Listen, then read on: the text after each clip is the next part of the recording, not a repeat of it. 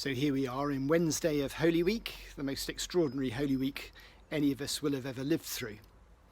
Amongst the many things to reflect on over these last few weeks, I've been reflecting on the amount of contrast that we're having to learn to live with. Contrast, for example, between the seeming selfishness of those bulk buying, hoarding, with apparently over £1 billion worth of food in our larders and our kitchens, not to mention the toilet rolls.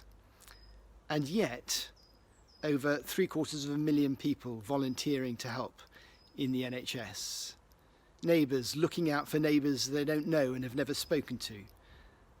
The contrast between selfishness and great generosity. The contrast too between the tranquility of our roads. I went for a walk over the M5 just close to where I live the other day and took a photo of just one car on the motorway. And yet that tranquility in stark contrast to the fear, the anxiety, the uncertainty in so many of our households. Contrast too between that sense of isolation, of fragmentation of our society as we can't meet together, and yet in many places a new sense of community growing up, of togetherness, of mutuality expressing itself in all sorts of different ways. Contrast, it seems to me, is at the heart of Holy Week and of Easter. In John's Gospel, John talks a lot about contrast. He contrasts life and death, light and dark, day and night.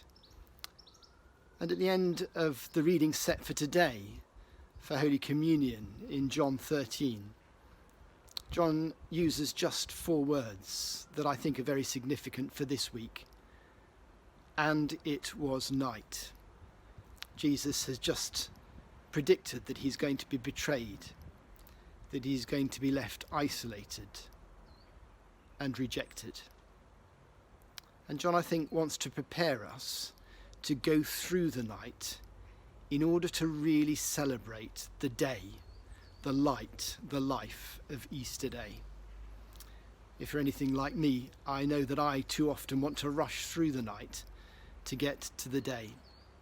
But maybe this year particularly, we're being invited to pause in the pain and the isolation and the darkness of Holy Week, to experience Christ with us in the darkness, so that we might be able to celebrate with him and with each other in the daylight, not just of Easter Day, but of the end of our isolation and freedom from this pandemic.